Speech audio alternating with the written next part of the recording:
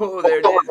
We're live. What is going on? It is Diego, the new metal messiah of the Asylum Radio Network. Welcome to Garage Inc. right here on Facebook Live. 2 nights in a row. I know. I can't believe I was able to pull this off too. Doing 5 days on the radio side. I'm doing 2 interviews this week. I hope I don't screw this one up. Who do we got tonight? That's easy. Crank Up the Silence. 5-piece from Houston, Texas, which of course, you can only see the 3 right now, but they are 5-piece from Houston. We're playing their latest single on the Asylum right now. Can't take that away. Steve, Leif, Angie, how's everybody doing this evening? Awesome. Perfect. Right on. Right on. So for anybody that's brand new to the band, that hasn't checked the music out or may even know you guys anyways, just introduce yourself. Go round table and tell everybody who you are, where you're from, what you do, what's good. Go ahead, Leif. All right, I can get started. So my name is Leif. The name is pretty unusual in the US. I think the only ones that I've heard about is Leif Garrett and Leif Erikson, allegedly beating Columbus to discovering America. So, and the accent comes from Norway all the way up north in Europe. So that's where I'm from. I'm born and raised in Norway, moved to the US 5 years ago.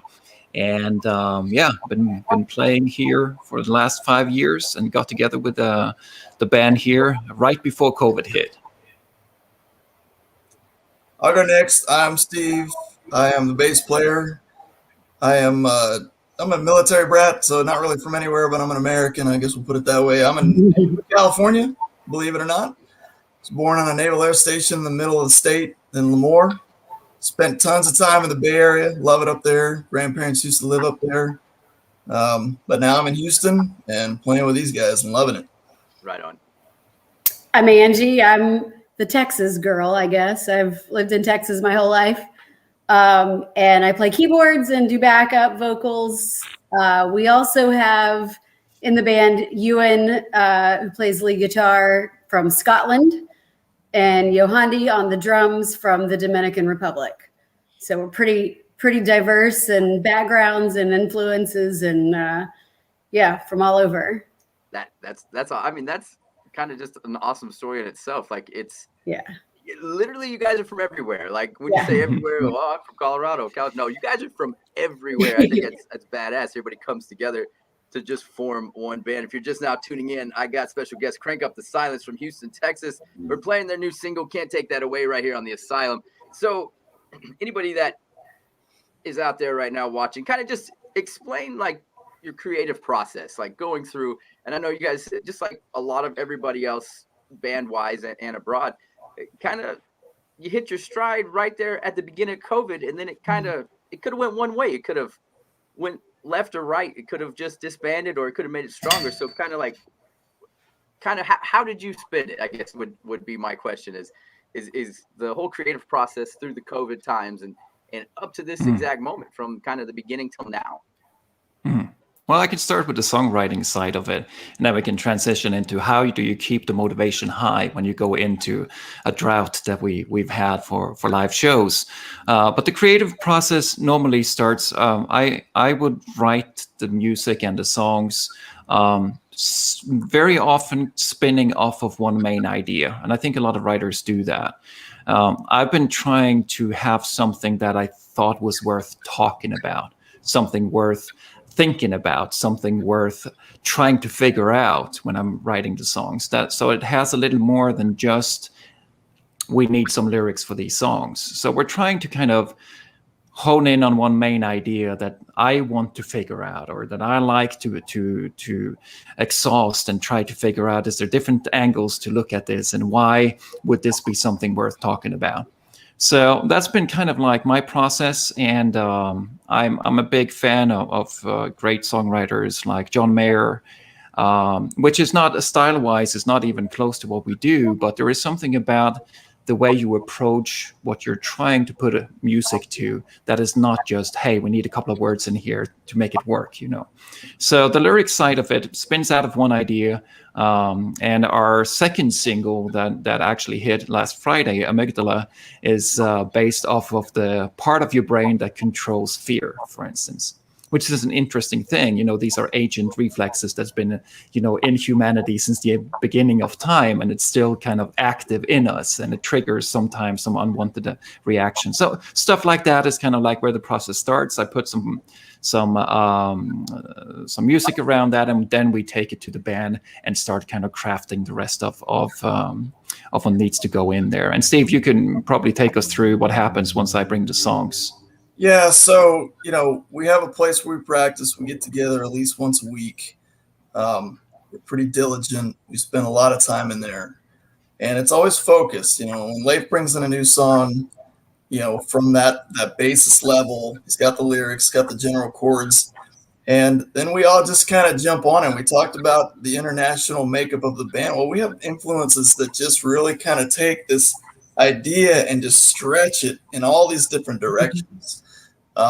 Whether we're going with something that's a little heavier, a little more touchy-feely, but nothing is wrong, right? Nothing is ever shunned. Nothing is ever criticized. It's like we're all willing to try everything because we've seen each other do these amazing things. You just have to be open to the concepts. So from the beginning of the song, with Ewan playing his guitar, it might take him a minute to come up with that perfect little lick, but he eventually finds it, and then it's like, that's the magic right there. The drummer's got more beats than any digital platform you can ever find, and the ability to execute it physically. And he digs into that, he really pushes himself to combine. I mean, he's a metal drummer, but he's also from the Dominican. He's got that island feel, and he's figured out a way to bring all that out. I've got the easiest job in the world. I get to play bass. I got the best drummer in the world. I just have to sit on that. It's really great. And then we also have so Angie on the keys. I mean, it's not just keys. I mean, we interface the keyboard with all these sound banks. So it gives us all this latitude to bring these sonic features into songs that don't really, they're not coming from some particular instrument. They're just sounds, and they really fill everything out. And we've been known to put a song together, a complete song in a 2-hour rehearsal from beginning to end. We've been known to take a couple months to get something tuned up just right. It just kind of depends on the song. But I think from a creative process standpoint, the thing that really stands out to me is just the flexibility and the patience and the willingness to just go anywhere with these songs. Wherever they start, that's merely a seed. And then we all add, to that. And we've all got a lot of experience. We're all, getting up there in age now. We've been in different bands, we've kind of learned what to do, what not to do, but we bring all that with us as our toolkit and apply it and make what I think is just a great song at the end of it. And I think one thing to just throw into the mix as well, we started recording we were fortunate to meet a great producer, and he kind of stretched us as well, coming out of, having musical background that very often can limit you to a certain degree. But he pulled us out of that. So John Edward Ross, our producer from Sassafras Studios, really, really helped out on pulling the best out of us. And now that we started recording new songs, we kind of approached from a different way of thinking. Right. So instead of thinking like a band, we think, what would a symphony orchestra do? And that sounds kind of crazy, but it's an interesting thought, because you don't have chords, in a symphony orchestra. You got the violins, you got the cellos, you got the bass, you got all of that, trumpets, trombones, all of that good stuff. But they never play more than just one note. And even though we do structure this around chords, there will now be counter melodies inside the songs that kind of gives a little more resistance, a little more complexity, a little more to listen for than just, pounding out chords. So that's been a very interesting way of approaching things. And Angie, you've been a big part of that too with the keys, because when I started up thinking about forming an original band, I wanted a one-handed keyboard player. I didn't want someone with two hands, because to try to break away from that, even though, we do use two hands on the keyboards from time to time, but there is a different approach. Yeah. So maybe you can say a little bit about that, Angie. Well, and, you were talking about John Edward at the studio. One of the things, we all come from our 5 backgrounds. John Edward comes from a jazz background. So, he you know how one note, you change one note in a combination of sounds and it just changes the whole sound. He's been really good with that, and you know, just helping us see how all the different parts sing out and where we don't all need to have just a guitar solo every time. Guitar solos are great, especially in live shows. That's what people dig. You know, they dig the long guitar solos, but we also have so much more room for all these other things too. So yeah, it's been fun because my background is actually classical, and so it's, you know, I've played in a couple of other bands and kind of got out of that a little bit. But this is totally different than that, even because it's more about what effect, you know, the effect on the song, not just the notes that I play. Just, you know, does this need to be like a real tension filled moment? Does it need to be explosive? Does it need to be, you know, gnarly and wiry and a lot of synth sounds?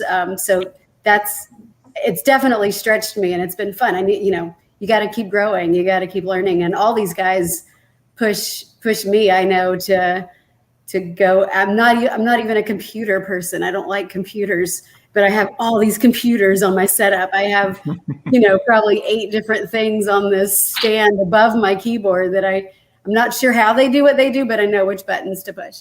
So. Right on. That's me. You're the band version of me. That's me. Yeah. I really even like. Don't tell me why this works. Just tell me which button to push and what to plug in where. I can do that. Yep, that's it. I feel you 100% on that. I just know if the red light's on, that means everybody should be quiet for a minute. Right. And it works. It ends up working. Trust the process, right? Yeah, right. Why fight it? Yeah. You're just tuned in. Joining me right now is Crank Up the Silence out of Houston, Texas. We're spinning the new single, Can't Take That Away, right here on The Asylum. So I know you guys said, like previously before we jumped on live, you hadn't really got a chance to play live yet, but I mean, you're still recording and you're still jamming at the same time. So like right now, what is the favorite song to jam to live? Just say whether it be in the pocket, like for real, or just sitting there and next thing you know, one person starts riffing and the next one's like, yeah, let's go. I'll answer first. We all know. Yeah, it's got to be Burn Hate Down. Yeah. Nice. Burn Hate Down, which, you know, is you know, an athlete, you know, we're not going to get into politics, but like Burn Hate Down is about what it sounds like. Like the hate's got to go. Like, and we deliver it in a very ferocious song. You know, it's not a polite song. Ferocious. No. I like that. It's designed to get your attention, and it is. That's probably, I'd have to go with that one. Nice. That's our new, right? Yeah. It is. We're going into the studio tomorrow to start the recording process on that one. And just to kind of like iterate on what I said before when we were talking about the songwriting process, Burn Hate Down was kind of like a take on that hate has self-destruction in it. It never sustains over time, never works. Anything that's built on hate over time will never prevail. So it's joy of knowing that, even though, you know, sometimes we say that love is the opposite to hate, that's the way to fight it. But the other way to look at it is that this is going to burn itself out. This is going to get what it has coming. And that's a wonderful celebration of that way of thinking. So Burn Hate Down is right now one of our most enjoyable songs to play. Nice. Yeah, one night we were playing, we had a show where we needed to throw in some covers. So we were practicing, I think the whole night we played covers just in rehearsal, which we never do. But we needed a grab bag, right, to pull from, not knowing what the audience would want. And so it was Steve's birthday on that rehearsal night. We got done with 25. Yeah, we got done with the covers, and Steve goes, "Can we please play Burn Hate Down for my birthday? That's all I want for my birthday." And we played it, and it kicked every other song's ass. Yeah. I mean, it just kicked every cover's ass, and just to know that came from nothing through Leif, you know, through all of us now, and we've played it live, 4 or 5 times now, and for an audience, and it's so cool. I cannot wait for that one. Awesome. Yeah. That's a favorite. That's pretty unanimous then. Yeah, there's no questions asked there. So, growing up and just from a young age, and then even to the right now, what are some of the musicians out there that you admire the most, just for whatever reason, like whether it be how they handle their business or how they play the instrument or how they, just attack the task at hand, like, so kind of whoever wants to go, I really don't care. Oh, that's a good one. That is a whole evening right there. But let me try to from my point of view. I think some of the players that kind of made a huge impact on me was the first time I heard Gary Moore playing the guitar and Carlos Santana. There was something about the way they approached the emotional part of their instrument that just kind of blew me completely away. And the funny thing is, when you've been doing music for a while, you've had plenty of time to stop doing it. But there is something about that seed that is planted when you have some of these experiences, when you see that for the first time, that really, really just gets you. Now for the newer era, I think there's a couple of bands that I really, really admire. I think Alter Bridge with Miles Kennedy and Mark Tremonti is a fantastic band. They're also a role model for how a band should be run. It's respectful, it is creative, and it's business oriented. So I think they're doing a great job. And from the songwriting point of view, I do enjoy the way that John Mayer is approaching some of his ways of, just to be bold with metaphors, having some ways of saying something that's been said over and over again in a new way, stuff like that, I think.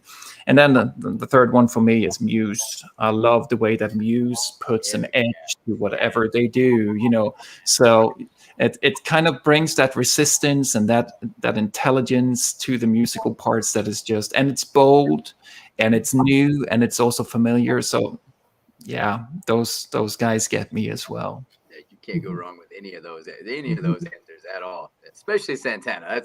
That's a homer pick for me, of course, but Carlos Santana, man, you can tell that they say he makes love to his instrument. He literally makes love to that instrument. Like, that's Santana, yeah, for sure. I'll go next. Like Wade said, that's an all-day conversation, because as any musician's going to have just a million bands that they're into for one reason or another, a million genres. I would say, the kind of band, if I want to go way, way back into the older stuff, you look at a band like Led Zeppelin and put out, how many records they put out, and no two songs are alike.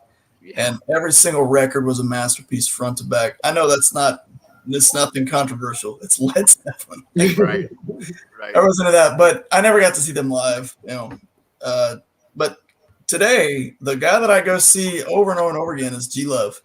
G-Love and Special Sauce from Philadelphia. And I'll tell you why. Because when I play a show, I feel like nobody in the building is having a better time than me. And that's one of the things I love about it. I'm sure there are people having just as much fun, but I feel like nobody could be better, having a better time than me.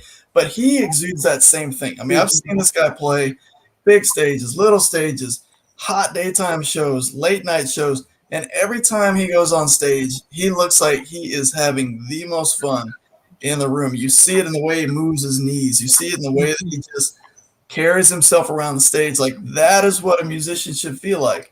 Like, that's why you started playing when you were 7 years old, because you loved it. And here he is, 40-something, 50-something, whatever he is, and he looks like a little kid up there on the stage. Like, that's how I feel. And it brings, like, okay, I'm doing this right. Like, that's the way it should be.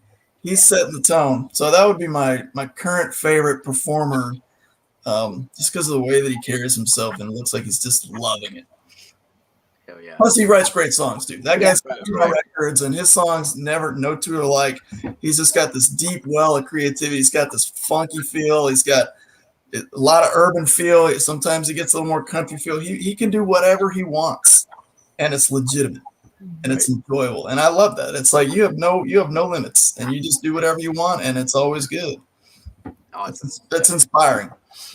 For sure. All right, I guess it's me. as a child of the 70s, I would say in my younger days, I probably idolized not everything, but a lot of Stevie Nicks. And now as a girl in her 40s in a band, I'm like, oh, you can keep doing this. You can, you don't have to be, 21, 22 to get on stage and entertain. And then as a more modern musician, I have to say Alicia Keys. She's a pianist, of course. She's a songwriter. She writes her own stuff. She's just, I don't know. She's all over the place with her writing and her lyrics. And I've seen her many times, and I'll always go see her because she plays the keytar sometimes, which I still want. I want a keytar because, she's cool enough to pull that off too. So yeah, that's for me. I was going to say something about something Leif said too. I want to add this. I think the language, Leif being bilingual, at least. Do what? You said at least. At least, yeah. There's language we don't even know if you can speak. I know, right? I'm just faking. Probably a lot of Spanish, right? You speak a lot of Spanish too. But with the Norwegian language and the English language, when you translate things, you get whole different meanings from phrases that in English we wouldn't have come up with, right? So like there's phrases in other languages that don't translate exactly, but when you do translate them, it says something in a way that we've never thought of that, in English we don't say. So there's a lot of the metaphors and the lines in Leif's writing that it's just, holy shit, where did this come from? And then, what I've pieced together with knowing is, you tell us in rehearsal a lot, like in Norwegian, we have this saying that goes, there's other sayings. So it's nice to have these other influences, even just from a language point of view. And I think that is one thing that I really enjoy too. I am used to moving in international circles. So I've been out with friends, and all of a sudden I understand, hey, I'm the only Norwegian here. There's a guy from Russia, there's a guy from Poland, there's a guy from Iran, there's a guy from Qatar, and there's a guy from Indonesia, and I'm the only Norwegian here. So, and you don't really feel that way. And that's an interesting thing. You just feel like a bunch of people that like hanging out, and everybody have this respect for each other and this kind of interest in understanding how do you see things without having to try to find something to disagree on. So I like that. I think that creates kind of like a creative space that is very, very different. And also, working with Ewan from Scotland, Johandi from Dominican Republic, and for Angie and Steve, that's from here. That creates a different kind of mix. That gives a different kind of way of putting this together. And when we're talking about the influences, the funny thing is that sometimes you find nothing of those influences in our music. It's just something that has shaped you over time, So I was always, amazed by listening to some great guitar players, and they say, well, it was a Buddy Guy, or it was like this and this and that. Chuck Berry that inspired me. And I'm like, you're Steve Vai. How does that work? So it's just about, it has some kind of impact on how you took in music and you liked it, and there might be something in there that is recognizable, but it's been formed and shaped into a new thing. So I want to predict something, Leif. This is something for the audience out there that I think really helps describe what you're talking about. I mean, you mentioned running around in international circles. We're formed in Houston, Texas, which is, at least from a nationality standpoint, the most diverse city in our country. We got two industries here, oil and medicine, and those bring people from all over the globe. So that's our reality here. I mean, it is not unusual to find yourself in the situation that Leif described. And it is very enlightening. And I mean, it just kind of puts everybody into a position of looking at things differently, being open to new concepts, being open to new beliefs, new attitudes, new everything. And you just realize that, look, I'm me and I've got mine, and that's great. But I mean, I'm just me. You have to be open to everything. And I think as Houstonians, like that's one of the advantages that we have, is we're kind of forced to live this cultural experience that's so global, and I think it really helps us as people to live a better life.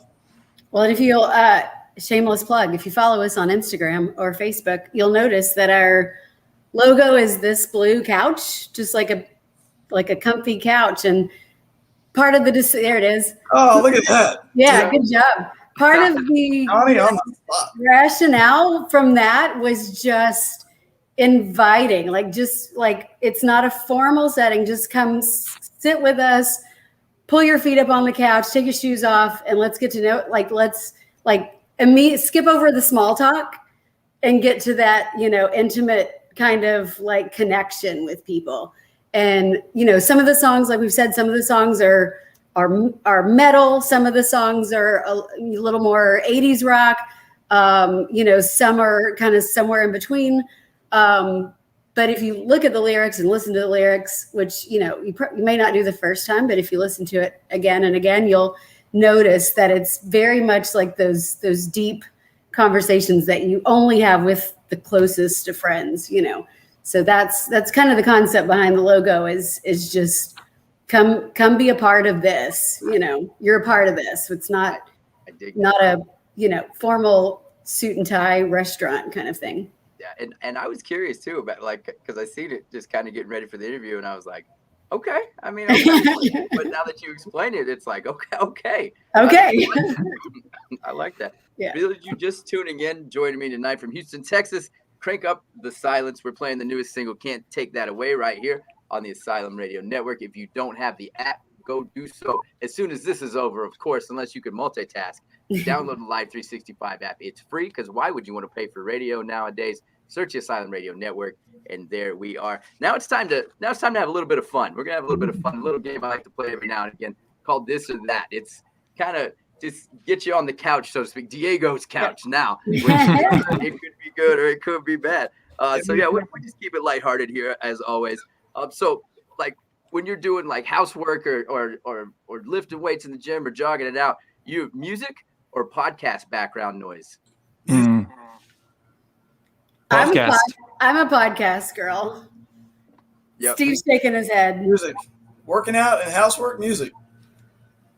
See, I split right down the middle with you guys. It's housework, it's podcasts. I don't know why. It's changed over the years, but working out music. When I'm doing housework, I do like to listen to ABBA. I don't know why. It started very young, listening to ABBA on the record player to clean house. So I do like ABBA when I'm cleaning house, but anything else I want to take my mind off, I kind of need. Oh, me too. Podcasts. I need somebody to take the boredom out of what I'm doing. I need some complex thinking that is really making it hard for me, because, the repetitive housework, man, I need distractions for that.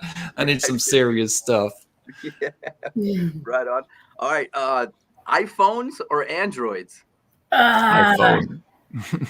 iPhone. I just switched over to the dark side this year. I'm iPhone now, but I've been a Samsung girl for many years, and I kind of regret it. I kind of regret switching over.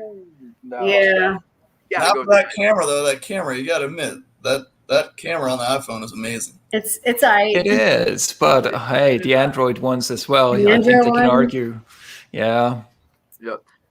Let's see, hamburgers or tacos? Tacos. Across the board. I love it. Texas, come on. I knew I was in the right spot. I knew We've already had our tacos tonight. I just had 5 before the interview. That's what I'm talking about. All right, so on the off day, amusement park, beach day. Beach. Yeah.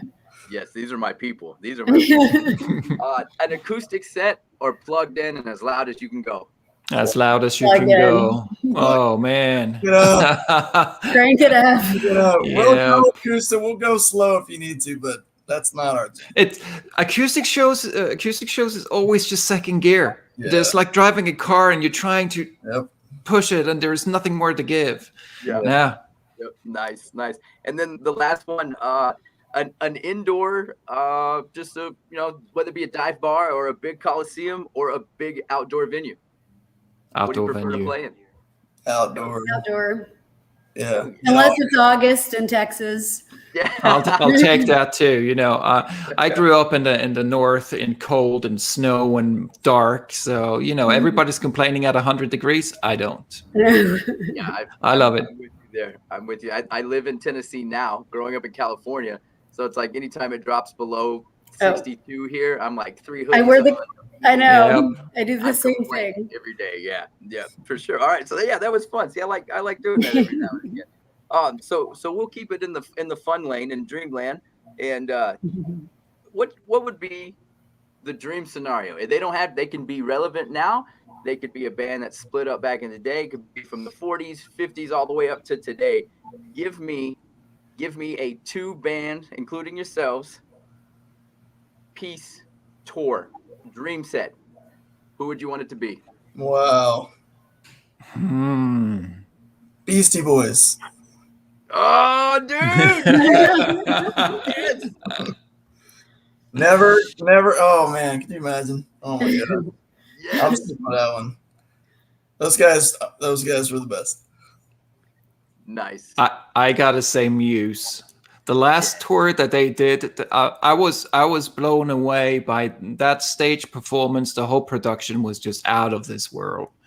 And it was like just standing there being absolutely blown away. I'll take that.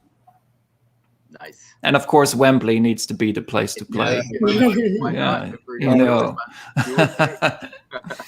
I'm gonna say, this is always fresh on my mind because I listen to them all the time, but I'm gonna say Dirty Heads. I like the keyboard setup. If I'm gonna tour with somebody and I'm gonna use their gear, I like and they're fans. I mean, we are some of their fans at their shows, but their shows are so the fans are great. So I'd say Dirty Heads. That's awesome.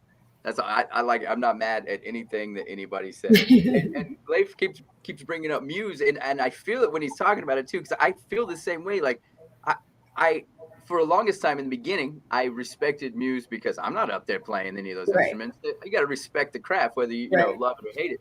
So we got tickets one night. We were giving tickets away. I didn't give them all away that afternoon, so I took myself to the show, and I was like, I'll check them out. I've been a fan ever since. It's one of those situations. Yeah. They say like, there's certain sport, like they say hockey. You can't enjoy hockey until you see your first one live. Right. You'll forever be hooked, Right. Same thing with the Muse. Like I said, before I seen them live, they're okay. After I seen them live, there's nothing else like it. There's nothing else like it. And I've played some of their music too from time to time, just to kind of understand what they're doing. And playing those songs live, like Knights of Sidonia or Hysteria, songs like that, it's just so fulfilling as a musician. It's just because it's got complexity, it's got challenge in there, it's new, it's different. And I think that's kind of like, I think if we were picking something from Muse, I think that is what we're looking for, to be able to bring something that isn't over exhausted. And I sometimes, I sometimes say that I don't want to listen to a song and halfway through the song, I've lost interest. I'm not interested anymore because nothing is happening. Right. And that is kind of like, I think, what Muse is bringing to the table. And that's some of the stuff that we're putting into our songs as well when we record and release. Our newest one that is also out, could be checked out on Spotify now, is Amygdala, that has also some of that. It brings some surprise, some elements of newness to it, where you kind of have to listen and you're like, what is going on right here? And because sometimes, and we see the same thing playing shows with bands as well. If you've heard one song, you've heard them all. And that is a challenge as a musician. How can you keep a consistent style but still keep something that is worth waiting for and trying to still stay engaged with? And we've gotten a couple of good compliments on that, where people have said, well, you got to listen to Crank Up the Silence. You're in for a surprise. Right. Because they say, what? Well, it's an experience. Just go. Yeah. And I think that's a compliment that will take any day. And I think the Muse has some of that too. It kind of keeps you on the edge of the chair, or at least, or even if you're standing on that chair, you're still engaged in what's going on, because it sucks you in and you want to be a part of it, and you have to pay attention because this is not something to be ignored. Yes. Hell yeah. That's awesome. I kind of said it better myself. So for sure. I got to jump in here real fast and pay some of our bills here at the station. Shout out to a couple of our sponsors. One of them being Pipe Bomb Industries. Go hit them up right now, pipebombindustries.com. Taking care of all of our merch needs. Hit them up, pipebombindustries.com. Click the Bomb Squad tab, then go to the Asylum tab, and there you have it, the brand new logo, the Straight Out of the Asylum. Merch is up. We got hoodies, we got shirts, we've got iPad holders, earbud holders, something like that, koozies, keychains. It's all right there, pipebombindustries.com. Also, don't forget, we are a syndicated station, little Asylum Radio Network popping up in the FM world, debuting this Sunday in Knoxville, Tennessee on 106.1 VLZ. It's going to be every Sunday night from 9 to 10, so check us out there. Give the station some love as well. And then also other artists out there, you want your stuff played, all you got to do is submit your music to the station. Email defiance@theasylumradionetwork.com, and she can take care of everything that you need to get done. Before we get you guys out of here this evening, where can everybody find your music? Like exactly, it's pretty much everywhere, correct? Yes. Spotify, Crank Up the Silence. You'll find it on Apple Music, on iTunes. We have a video out and on YouTube. And we have new stuff coming out all the time. So we're releasing pretty much every 6 weeks these days. So it's building and building and building. So there will be more stuff coming out. And please follow us on Facebook and Instagram so you know what we're up to. And if we're in your neck of the woods, then please come by and talk to us too. We like talking to people. So, hey, if you see us, just say, hey, I saw the show, the radio show at the Asylum Radio Network, and just come up and talk to us. We like people. Yeah, for sure. We have a YouTube channel too, right? And it's all at Crank Up the Silence. All those platforms, Crank Up the Silence, consistently across the board. Yep. And if I'm not mistaken, the YouTube channel, you just got to look for that, correct? That's it. That's it. Have a seat. Enjoy. So what is next for Crank Up the Silence? Like, what's your next step now that the world is officially released a little bit, and here we go, festival season. This isn't. Yeah, that's an interesting question, because we touched on this earlier on, that the world has changed. The way that half of your job as a musician is also being a marketer. You have to be available on Facebook, Instagram.